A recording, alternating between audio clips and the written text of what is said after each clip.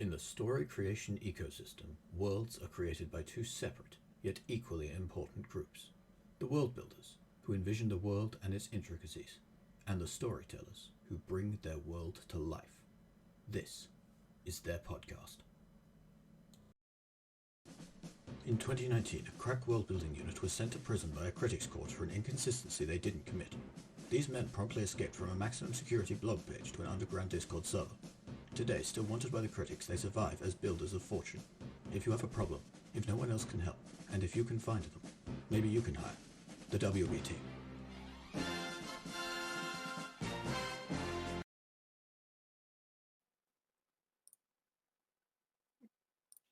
That is a filogram Let's see. that has tardigrades on it. Okay, well, are they on there because we classified them on Earth? No, because a we found them here, or filogram what? shows genetic divergence. Oh, okay. Okay, well, I guess that explains that then. Also, there is the good chance that I missed all of the audio up until now, because I got a new headset. That would be really, really fucking annoying. I was not doing a backup recording. Yeah, I know.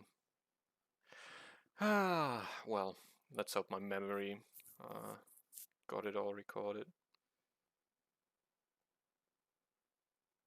If not, well, whatever. I guess we just talked and didn't have the recording then. Then we have a missing episode, Yeah. like Doctor Who, the I mean, second to Doctor. be fair, in the world building, there isn't like that much continuity between episodes, so I guess it doesn't matter too much. No, there's only continuity in the short story one, really. Yeah, so. Whew, well, I guess I'm gonna ask you to record as well next time, just to be sure. Yeah. I was only recording audio the last time we did I think in the first episode we did, just in case. I think I recorded audio as well. Yeah, and then it went smoothly for like a month or two, or for however long we did it until now. Oh, 2 months. Oh well. When was it? Let me see. I mean, I did get the tardigrades. Episode 2. World building episode 2. Yeah, the thing with tardigrades is people like to say, oh my god, they're immortal creatures. No, they're not. They're pretty much indestructible to everything except for the things that will actually kill them. I mean, that's something you could say. Yeah, well. I've heard that before multiple times. That tardigrade is like just a collection of useless features. Yeah, it's like it's indestructible against everything that it will never come into contact with. So it can take extreme heat. It lives on moss. Can take extreme cold. Once again, it lives on moss. That doesn't occur in Antarctica. And moss also doesn't occur. Kind of sounds like those are aliens to me, though. They can take ridiculous numbers, ridiculously high radiation. They live aliens on moss. It's generally not a huge amount of radiation around moss. I mean, they're kind of like there is some. I might be wrong, but there's like I think some correlation between moss growth and like radiated areas. I think moss and some other plant species just do generally better in irradiated zones.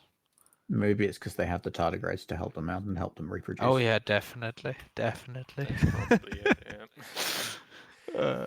Mushrooms, they apparently like radiation. Also, tardigrades don't actually have a circulatory system. They just absorb stuff. Who needs that anyways?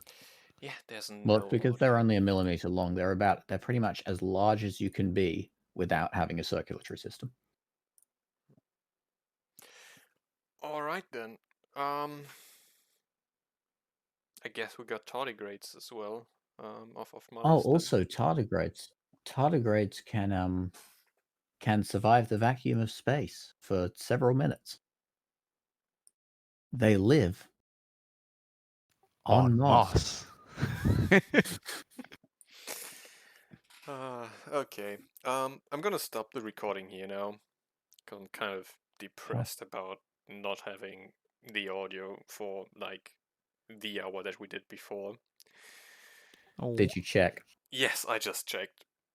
Yeah. And, Like the entire audio? well, Or just none of the you? audio. Just oh. So, yeah. That's an epic fail. Yeah, I'm not sure if I should just. I mean, there's Well, not cherish really the any value point in that you uploading the cherish video. the value that you got from this conversation. I mean, you can just have a 2-minute recording of us talking about tardigrades living on moss. Yeah, I'm gonna upload that. That's for sure. Like, I don't know, call it World Building Session 6.1 or something like that. Just call it a discussion on tardigrades. Yeah, I guess. They stupid.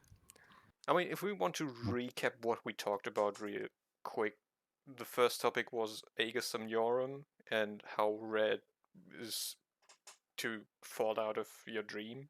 Yeah. And that's. And then we realized that if it were one every 25 years at the beginning of the 20th century, it would have to be once every 7.5 years at the end of the 20th century. That being because of population growth. But we didn't want to model how many 1 in X people because modeling population growth sucks. True.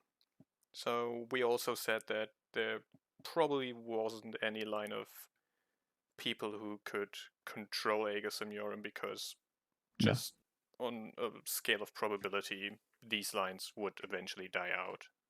Yeah. Not because lines eventually die out. Obviously, lines don't eventually die out, as evidenced by the fact that we exist. Yeah.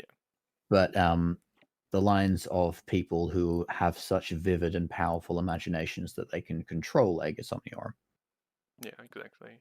They would die out. But yeah, then we had a somewhat short to medium-sized discussion about the Armenian and Azerbaijani conflict and talked about that probably if it would have been a conflict larger in scale, asymmetrical warfare would have been the way to go.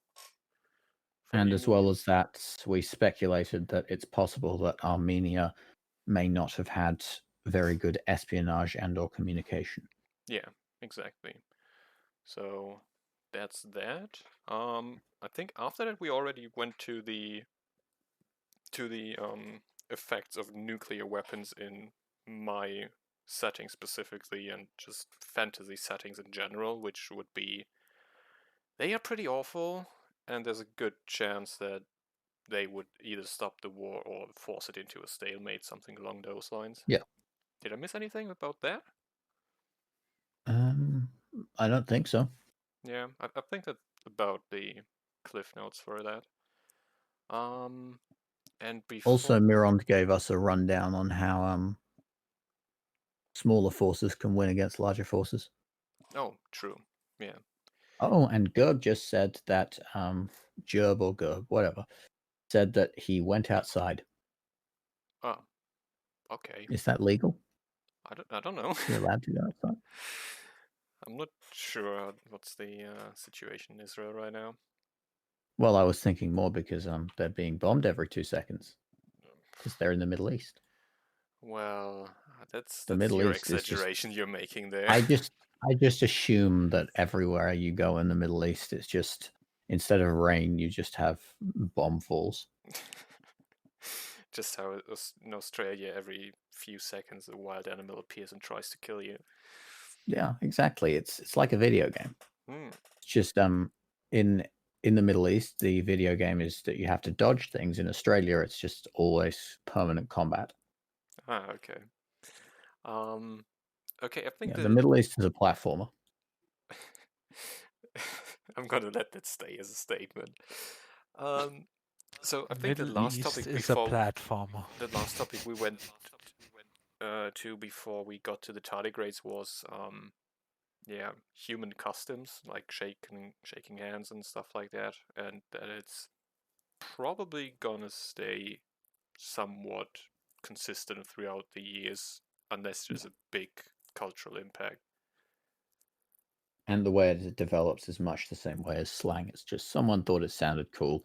Multiple people started using it. It spread, and everyone's ended up using it. Yeah. Except for the older people who think it's pretty cringe. Yeah. The older people who go, "You get your trends off my lawn. You darn meddling kids."